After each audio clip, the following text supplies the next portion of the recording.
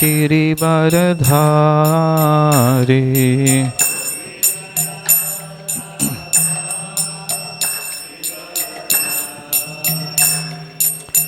Gopi जनवल्लभा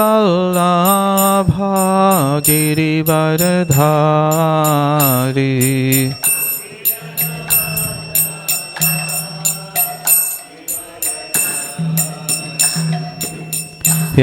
यशोधनन्दन Braj जनरञ्जन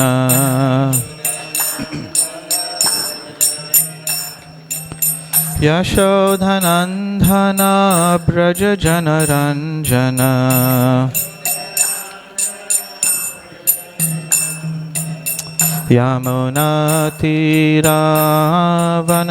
यमुनातीरावनचारी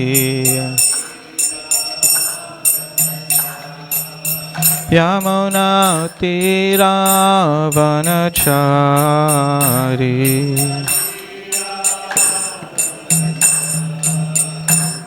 Jai Radha Madhava Kunj Bihari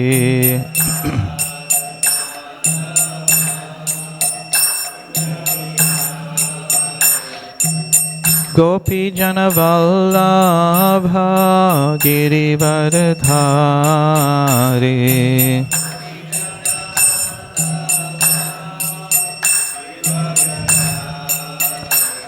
Jai Radha Madhava Kunj Bihari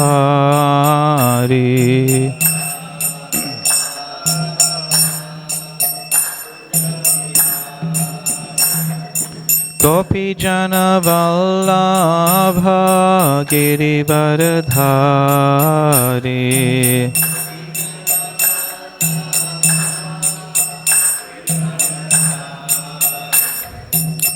Gopi जनवल्लभा Girivardhari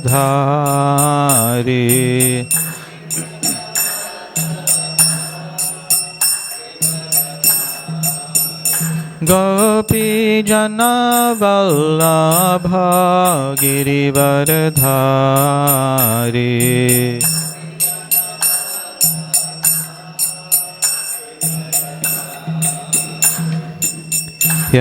यशोधनन्दन Braj जनरञ्जन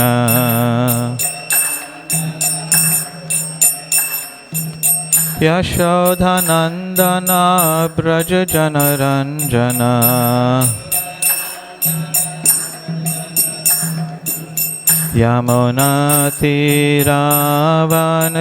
यमुनातीरावनचारी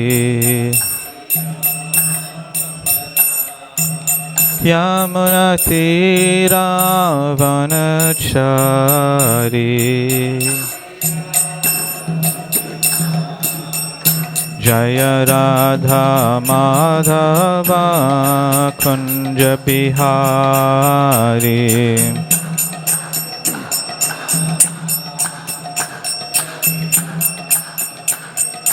Gopi जनवल्लभा Girivardhari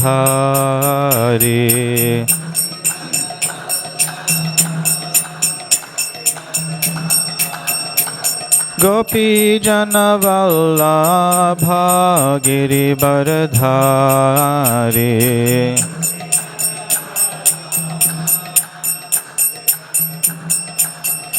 Gopi जनवल्लभा Girivardhari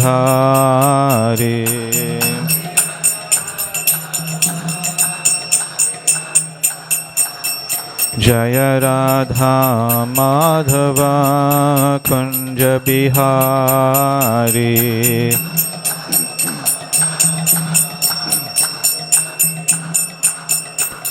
Jai Radha Madhava Kunj Bihari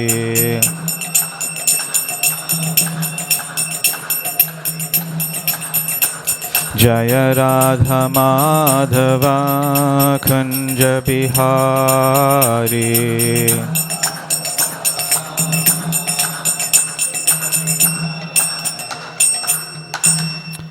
Jayam Vishnupad Paramahamsa Parivrajacharya Astottara Sata Sri Srimad A.C. Bhaktivedanta Swami Prabhupada ki. ISKCON's founder Charya Srila Prabhupada ki. Jayom Vishnupad Paramahamsa Parivrajikacharya Astottara Sata Sri Srimad Bhaktisiddhanta Saraswati Thakur Prabhupada ki. Anantakoti Vaishnava Vrinda ki. Shri Shri Radha Radhanath Shriman Mahaprabhu ki. Shri Giriraj Govardhan Lal ki. Srila Prabhupada lilamrta ki. Shri Ekadashi ki. All glories to the assembled devotees. All glories to the assembled devotees.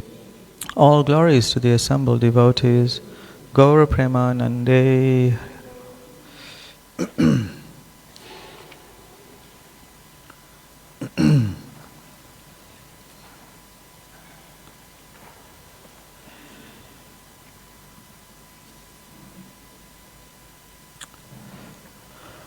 Om Jnana Timirandasya Jnananjana Shalakaya Chakshurunmilitam Jena Tasmai Shri Gurave Namaha.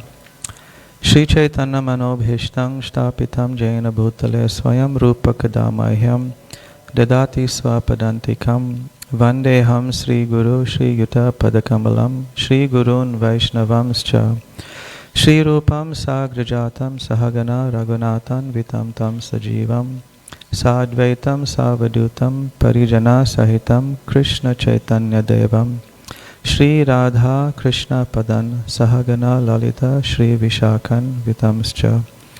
He Krishna Karuna Sindhu Deen Bandhu Jagatapate Gopesha Gopika Kanta Radha Kanta Namostate Tapta Kanchana Gaurangi Radhe Vrindavaneshwari Vrishabhanu Sute Devi Pranamami Hari Priye Vanchakalpatarubhyascha kripa sindhubhya eva cha patitanam pavanebhyo vaishnavebhyo namo namaha. Shri Krishna Chaitanya Prabhu Nityananda Shri Advaita Gadadhar Srivasadi Gaura Bhaktavrinda. Hare Krishna Krishna Krishna Hare Hare Hare Rama Rama Rama Hare Hare. Nama Om Vishnupadaya Krishna Prishnaya Bhutale Srimate Bhaktivedanta Swami Niti Namine Namaste Saraswati Deve Gauravani Pracharine Nirvishesha Shunyavadi Paschatya Deshatarine. Srila Prabhupada ki. Hare Krishna. So this morning, being Ekadashi, we are continuing our reading of Srila Prabhupada Lilamrta, Volume 4 by His Holiness Satsvarupa Das Goswami Maharaj, and we will commence from September 18th, 1971. Srila Prabhupada is arriving in Nairobi. This is Srila Prabhupada's first visit to the African continent.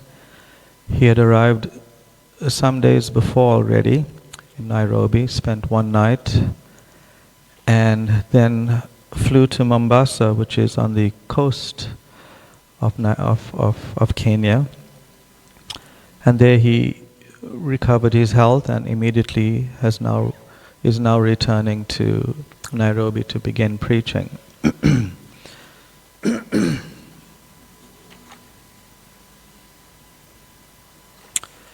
So Nairobi, September 18th, 1971. Actually, Nairobi, I'm not sure if you know, has a very important and transcendentally sentimental connection with South Africa in terms of Krishna consciousness and ISKCON. Anybody knows why? Anybody can guess? So when Srila Prabhupada came here in 1975, October, there were a set of deities of Gauranitai that were being worshipped. Parthasarathi Goswami Maharaj was the pujari, and those deities, small brass deities about that size, one hand up and one hand down. Those were worshipped while Prabhupada was here in South Africa. Then for some reason, Prabhupada then asked for those deities to be sent to Nairobi, to be put in the Radha Banki Bihari temple there. So if you go to Banki Bihari temple in Nairobi, you'll see those deities of Gauranitai that were first worshipped here in South Africa, and they're now worshipped in Kenya. So that's the connection that's there.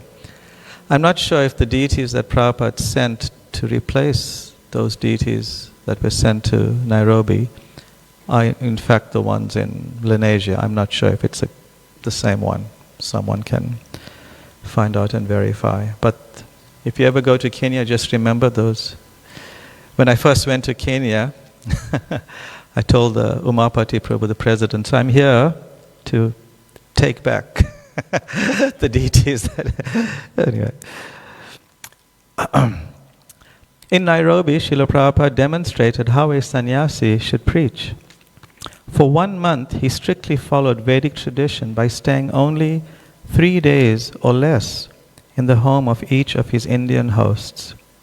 Then, although his hosts always provided him good food and comfortable accommodation, he would move on to the next place. This was the rule for sannyasis. Prabhupada said, it kept them from becoming attached to bodily comforts and from inconveniencing their hosts. For Srila Prabhupada, to practice these rudimentary lessons of sannyas was, of course, unnecessary, for he was a Paramahamsa, a sannyasi in the highest order of Krishna consciousness. So there are 4 stages of sannyas: Kutichak, Bahudak, Parivrajaka, and Paramahamsa.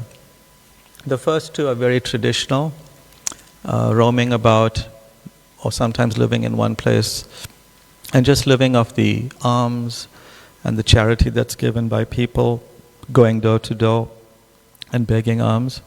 Parivrajaka, of course, is one who travels and preaches Krishna consciousness widely, and Paramahamsa is beyond all these societal rules and regulations because they are fixed in Krishna consciousness. His mind, his body, mind and words being totally engaged in Krishna's transcendental service, he was automatically detached from material comforts. Nevertheless, he followed the Vedic system, just to instruct his disciples by his example. He was following the system of Madhukari, named for the bee, which takes only a little pollen from a flower and then goes on to the next. This system of brief visits also enabled Prabhupada to involve more families in Krishna consciousness and to honor the abundance of invitations. Wherever Prabhupada went, he was undisputably the Guru, the venerable sadhu. Yet he would deal intimately with his hosts, developing friendships and behaving practically like an elder member of the family. His hosts would offer him the best room in their home, usually their own bedroom, and the lady of the house, along with her assistants, would cook elaborate meals. Prabhupada's natural Krishna conscious bearing was commanding, and his behavior was always aristocratic, yet his hosts were charmed by his humility. Quickly, he was becoming the friend and Vaishnav guru of many families in Nairobi. Prabhupada's behavior in Nairobi was instructive for the few Western disciples who accompanied him. On one occasion, a Mr. Devaji Dhamji invited Prabhupada to bless the temple room in his home. Prabhupada entered, and Mr. Dhamji offered him a deer skin to sit on. Prabhupada said, "We do not sit on deer skin. It is pure, but our Vaishnavas do not wear them or sit on them. That is for yogis." Bhavananda speaks, Mr. Dhamji invited Prabhupada to sit on a sofa which had been covered by a clean white cloth. Prabhupada sat down and they bathed his feet. This was the first time I ever saw anyone bathe Prabhupada's feet. They bathed his feet with milk and then with water and rose petals. Then they put chandan on his feet, then red kumkum powder, rice powder, and jasmine flowers. His toes were red from the kumkum, and grains of rice and little white jasmine flowers just stayed on his feet. and then he gave a talk. I had never noticed the Guru's feet up until that time. That was the first time I realized that the feet of the Guru are special, and they are astoundingly beautiful. That's nice, huh? Shri Guru Charana Padma Kevala Bhakati Sadma. Never take the lotus feet of the spiritual master to be ordinary. Of course, at the same time, one should not be whimsical or sentimental and just see the feet as an object of your physical service that you get to massage, and from the feet you find out which is the toe, that you press the button and out comes mercy. It's not like that. Lotus feet means ultimately to follow the instruction of the spiritual master. And by that following of instructions, one's consciousness becomes purified, that one then can see the entire body of the spiritual master to be transcendental and spiritual because of it being fully engaged in service. Continuing, Prabhupada wasn't satisfied preaching only to the Indians. He wanted to preach to the Africans. Indians and Africans were completely segregated. You'll see any similarities to South Africa? Pretty. Well, maybe not so much now, but going back 20, 30, 40, 50, or maybe 40 or 50 years, it was very much so. But since a Krishna conscious person does not make distinctions based on the body, Prabhupada said, the Indians had a duty to share their spiritual culture with the Africans. Because this is the order of Sri Chaitanya Mahaprabhu, correct? Bharata Bhumita Hoya Manusya Janmayar. What's that? Manusya Janmayar. Bharata Bhumita Hoya Manusya Janmayar. Janma Sartaka Kari Par Upakar. That is the duty of anyone who's born in Bharata Bhumi, specifically India, that they need to absorb the culture of Krishna consciousness and then perform the highest welfare work, kar par para upakar. Do the highest welfare work, which is to share it with other persons all over the world.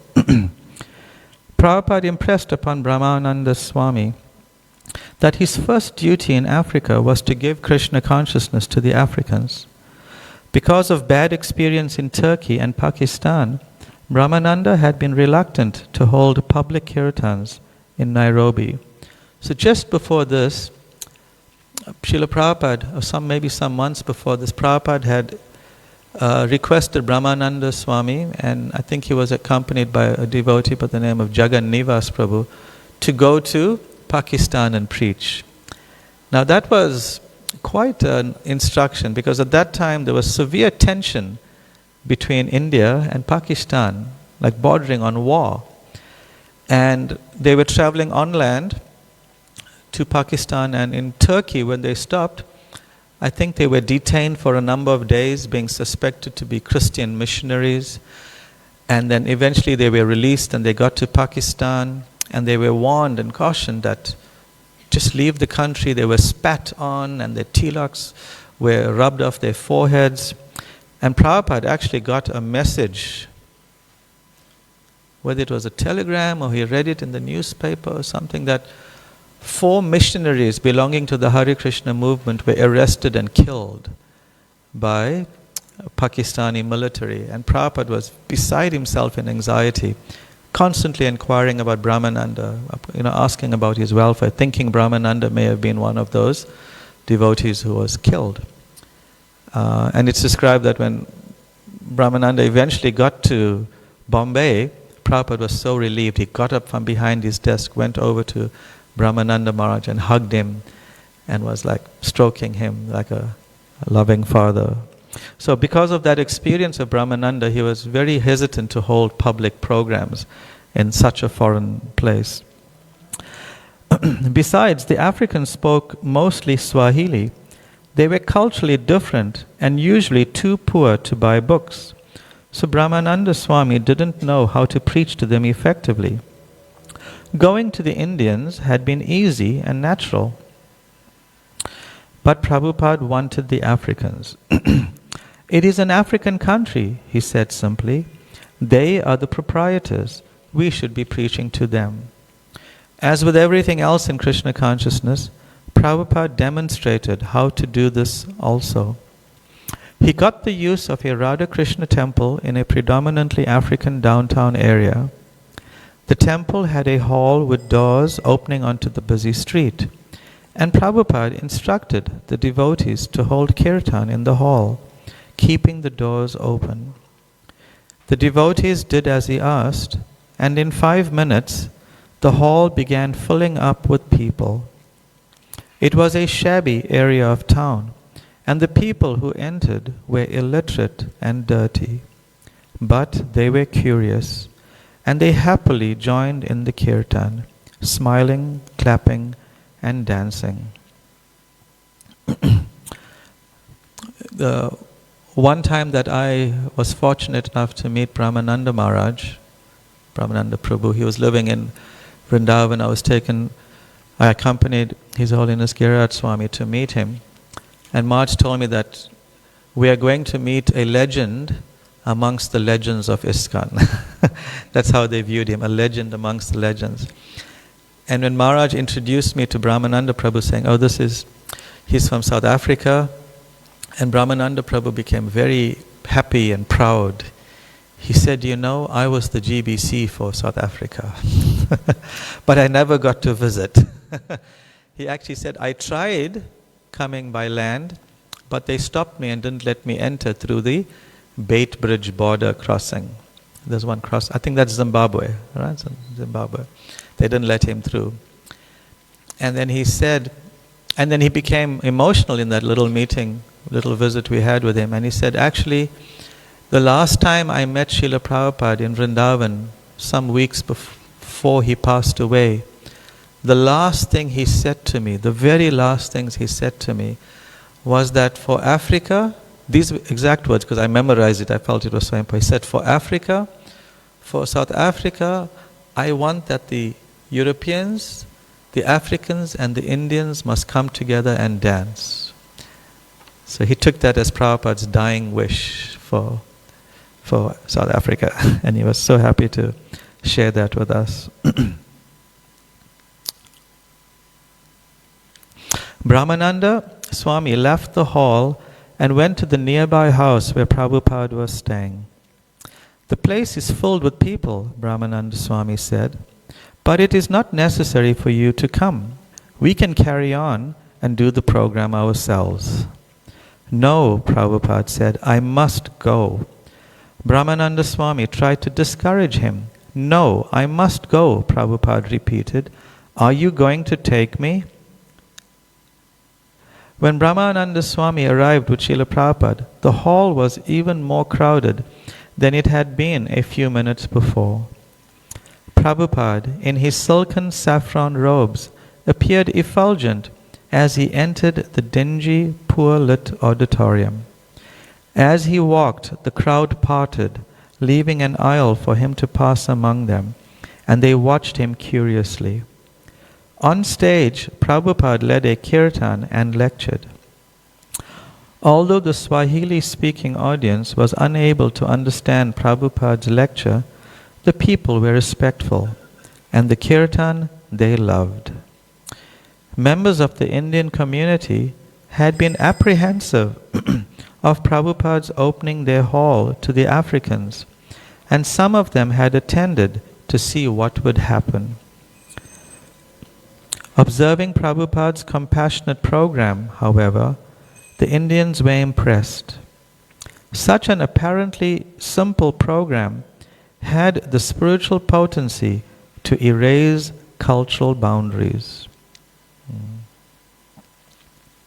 This should be Brahmananda's mission in Africa, Prabhupada insisted, offering Krishna consciousness to the Africans. And the program should be simple, distributing prasadam, distributing free books, and chanting Hare Krishna with drums and kartals. Krishna consciousness should not just be another Nairobi Hindu religious society. The Hindus should take part by donating money, but Brahmananda Swami's preaching and recruiting should be among the Africans. Wow, Prabhupada just gave the whole process to preach in Africa. When several black American disciples joined Prabhupada in Nairobi, Prabhupada told them, 400 years ago, your ancestors were taken away from here as slaves. But just see, you have returned as masters. Prabhus, they returned as Prabhus, devotees of Krishna. Prabhupada also organized Nairobi's first outdoor kirtan performance. The devotees went to Kamakunji Park's largest tree, a historical landmark connected with Kenyan independence. As they stood chanting beneath the tree, a large crowd gathered and many began chanting. Some even danced in a sort of tribal shuffle.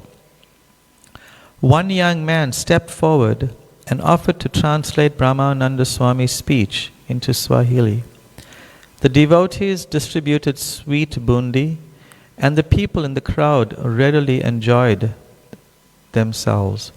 The whole affair was a great success. This very much parallels what Srila Prabhupada did in New York, Thompson Square Park. Went to a tree. That tree now is a monumental tree. There's a plaque. I've never seen it, but I heard there's a plaque in front of it commemorating Prabhupada being there and chanting. So here also, I wonder if this tree also has a has a plaque there commemorating the first outdoor kirtan. It would be a nice thing to do. Rushing back to Prabhupada, Brahmananda Swami reported on the wonderful kirtan in the park. Brahmananda felt the same emotion as in 1966, when he had reported to Prabhupada the success of the first kirtan at Washington Square Park in New York City. As then, Brahmananda had followed Prabhupada's instructions and the results had been successful. Prabhupada, by his personal example and by his pushing Brahmananda Swami, had within a few days changed the emphasis of preaching in Africa from Indians to Africans. So this is the potency of following the desire, following the instruction of a Uttama Adhikari, an empowered preacher.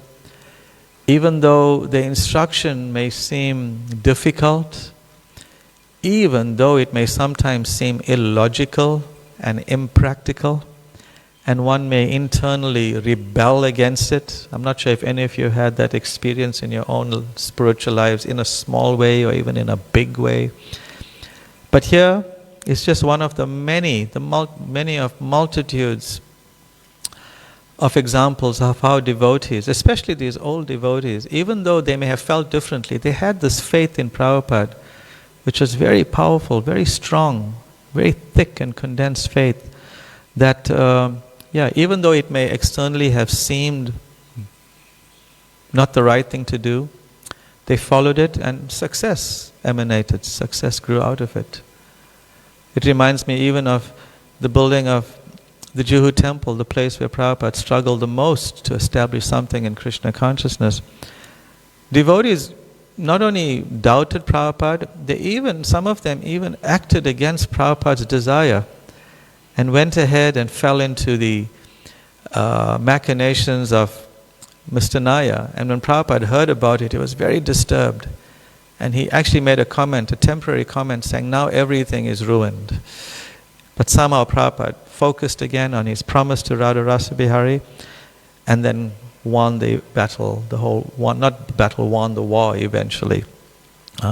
So just by simply focusing on the instruction of the pure devotee, rather than being self-indulgent and wallowing and trying to, or rather meditating on how impractical the instruction of the spiritual master is, rather chant and pray with attention and purity and sincerity, how can I understand the instruction of the spiritual master?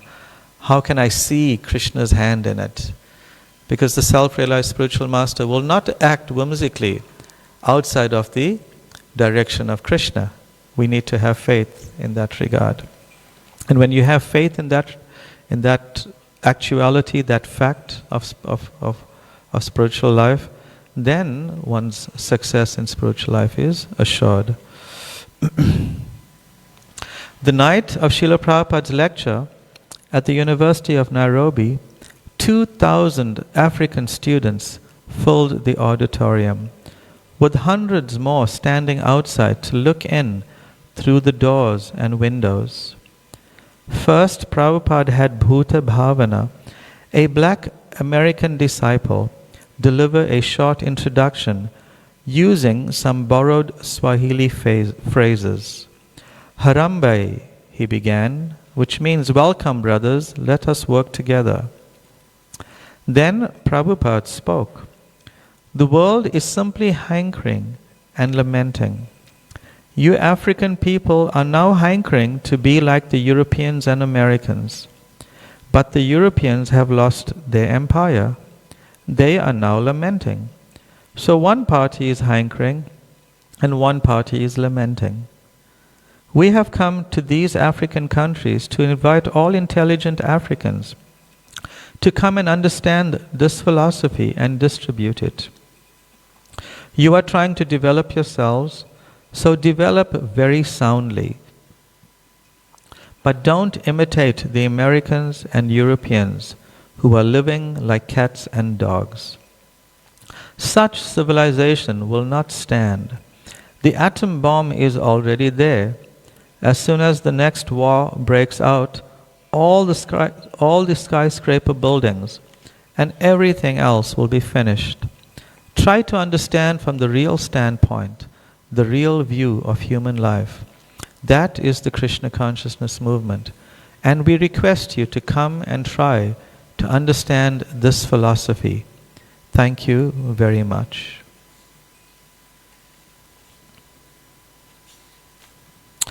The audience burst into applause, giving Prabhupada a standing ovation. This response proved once again that Krishna's message spoke to the heart. It was for all people, regardless of their political, geographic, or social predicament. When Prabhupada had first landed at the Nairobi airport, he had assured the reporter that he would be preaching to the Africans, and now he was. He was delivering to the Africans the same message and the same process of devotional service he had delivered to the Americans. What the Americans wanted and what the Africans wanted could be realized only in Krishna consciousness. Krishna consciousness would work anywhere if sincere and intelligent persons would only come forward and help distribute it.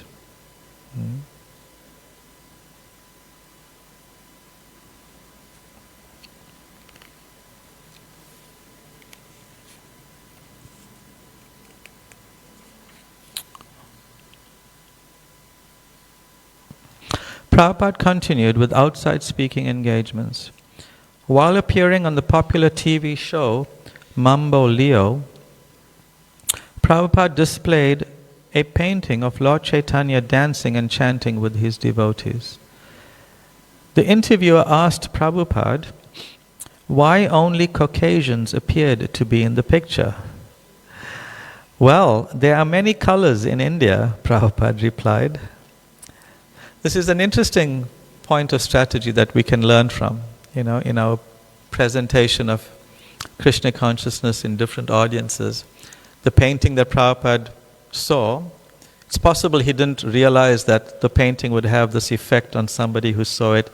Where are other race groups? If you're saying that your message is universal, then shouldn't there be others depicted with, in this painting accepting Krishna consciousness?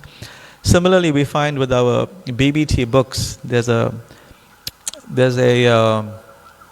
a very thoughtful attention given to what the books look like. What are the covers looking like? Will it disturb the population or the areas that we are preaching in, or will it serve to attract them, make them more attentive to it, more receptive to our message? So we also have to be considered and conscious of how we are presenting ourselves as well. And who is the central figure here? The interviewer asked. This is Sri Chaitanya Mahaprabhu, Prabhupada replied. He is God. He cannot be God, the large burly interviewer retorted. What do you mean he is God? This is a human being. This is a very foreign concept to people without highly developed understanding of spiritual consciousness, spiritual philosophy, that God is in a human form. But Prabhupada became even more aggressive than the interviewer. Why do you say he cannot come as a human being? Why God cannot come as a human being? In another of his many Nairobi lectures, Prabhupada stressed that peace was only possible on the spiritual platform. Krishna consciousness alone would unite the present factions. For instance, in Africa, the Indians may be satisfied with their own methods, but the Africans are not satisfied. So if one is dissatisfied in material life, then another is satisfied, and there will be disturbance.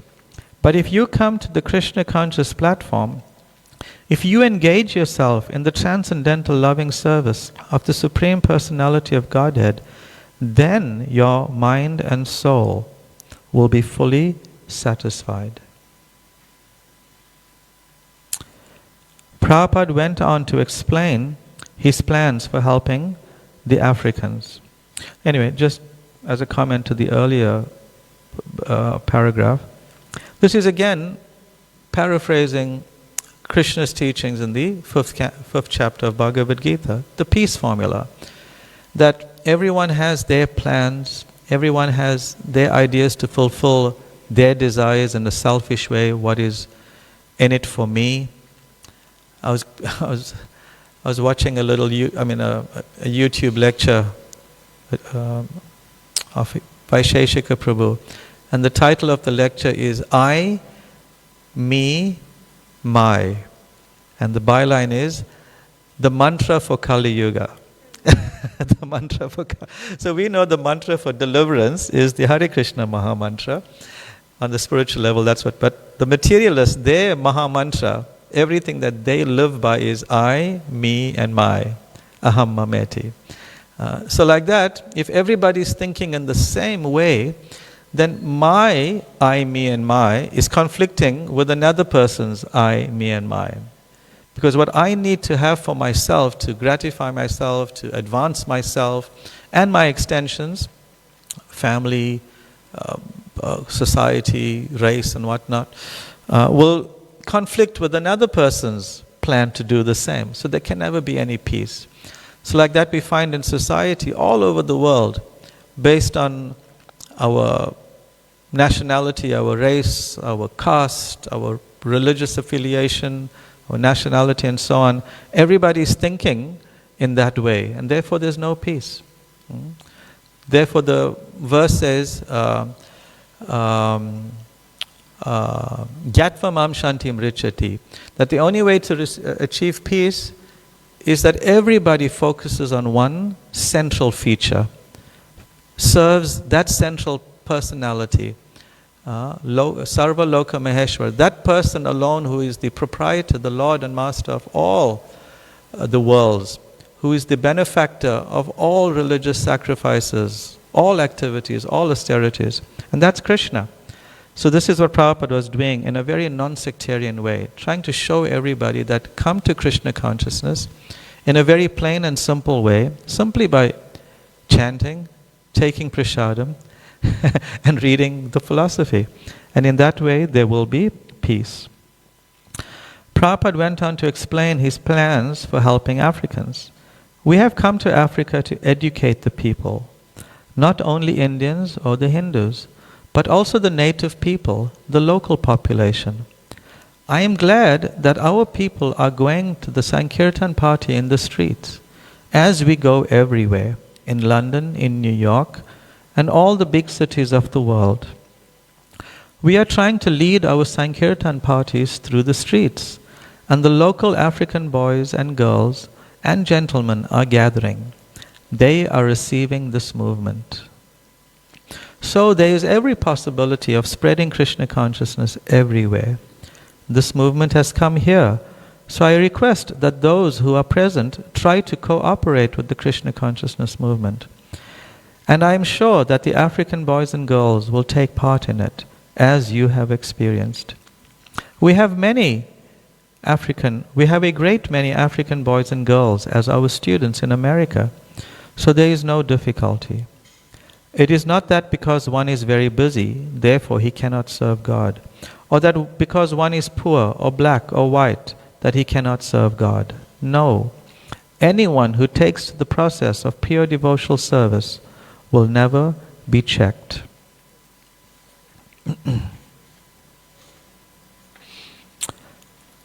Prabhupada also asked his audience to help the devotees establish a center in Nairobi. We must have a place to stay. Unless we stay, how can we prosecute the movement? Therefore, help us immediately. Give us a place and see how things improve. You have already tested this movement and found that it has been successful all over the world. Why not in Africa? We are not a sectarian group. We don't consider whether one is African or American. This is a very important disposition and faith that a preacher needs to have in Krishna consciousness, in his service, in her service of spreading Krishna consciousness.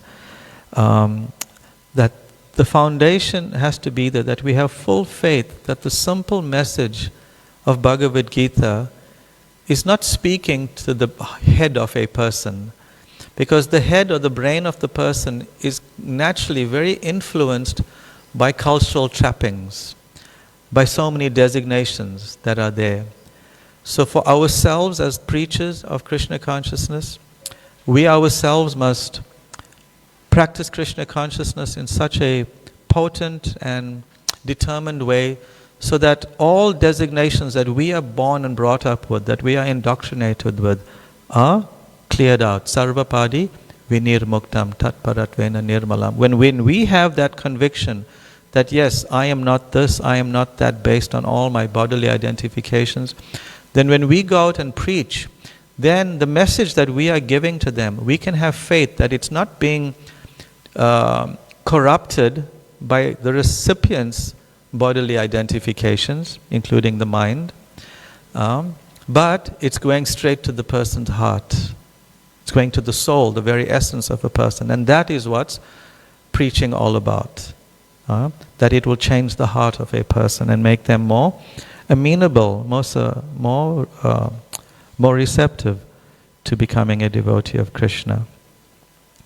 In Nairobi, Prabhupada heard of a new law in Tanzania that after 10 years all private property would automatically become the property of the state, and that the owner would be entitled to only a 10% reimbursement. That's better than what the people are fearing in South Africa. There's no reimbursement.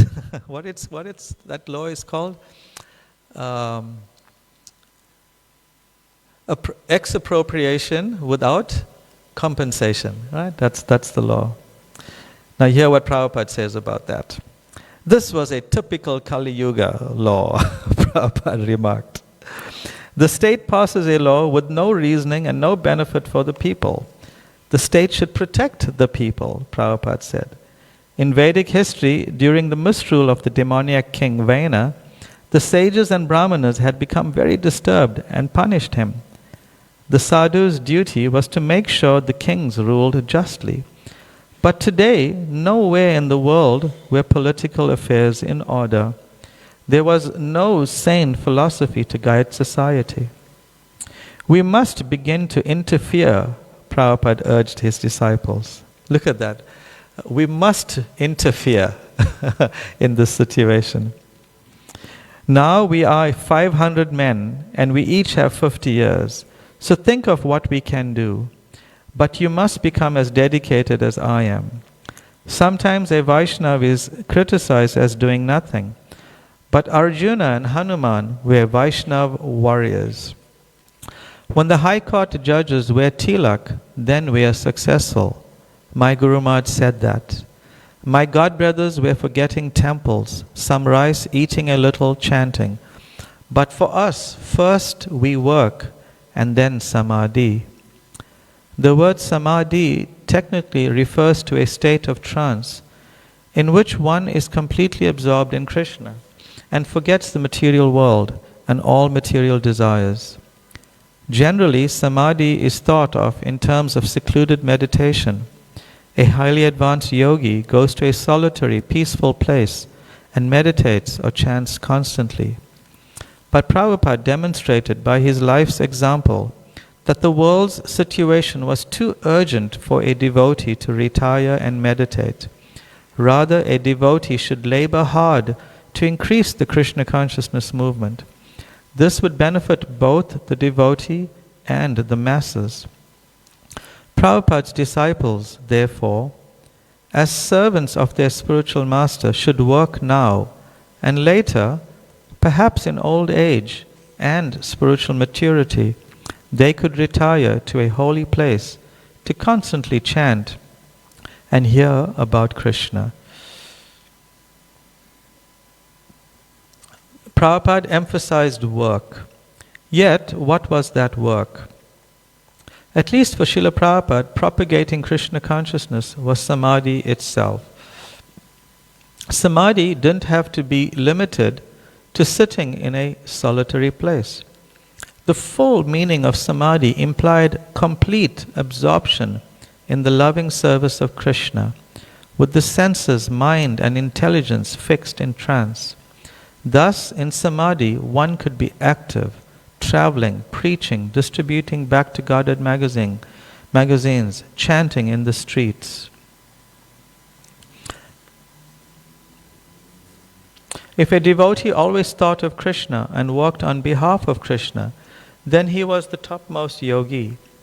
This had been Lord Krishna's advice to Arjuna. Remember me and at the same time fight. Srila Prabhupada was the emblem of active samadhi, always hearing about, glorifying and remembering Krishna, and always fighting as a soldier on behalf of Lord Chaitanya.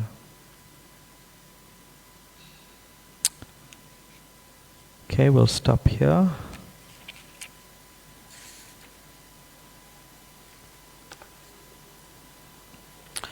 Any comments or questions anybody would like to? Yes, Prabhu.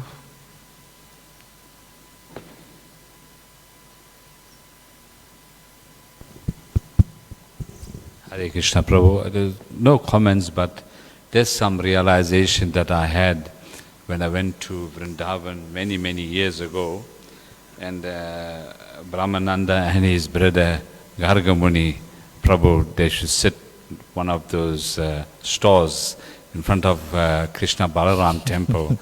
And I was so excited because I knew, by reading books who they were, what senior disciples of Srila Prabhupada they were. And then I remember, they were sitting on a chair, and I spoke to them for, I think, nearly about half an hour, talking about various things, especially South Africa and what was happening in South Africa. And then a second time I had a realization when he printed the book, the last book, I think it was called The Swami, and Mother Chintamani, I met her in Vrindavan, and I told her, you know what, I bought this book. You think Maharaj will be able, or Brahmananda Prabhu will be able to sign it? And she said, yes, go to his place, And I went to his place in where Prabhupada, guest house is, he had an apartment there. And then Gargamuni Prabhu actually opened the door. And I had a good fortune for him to sign that book. And then obviously a lot of lectures we listened in Vrindavan temple. And one of the lectures he spoke about, and I actually don't understand so much about it, but one of the lecture was all about why does Balaram has his arm over Krishna. And the whole lecture was about that. So that was some of the realization that I had with Brahmananda Prabhu. Thank you, Prabhu. Yeah, he was very dearly loved by Prabhupada. Very, very loved. Harichandan Prabhu was a neighbor to Brahmananda Prabhu and Gargamuni Prabhu in Ananda Krishnavan. He used to live in the same complex. Yeah, Prabhupada once asked the devotees, who is stronger, Krishna or Balaram? Bala means strength. Who is stronger? Who is stronger? Balaram, right? He's older, he must be stronger. Prabhupada said, no, Krishna is stronger, therefore Balaram is resting on Krishna. Yeah. Anything else? All right, thank you very much. Srila Prabhupada lilamrta ki, Srila Prabhupada ki, Gaur Premanande.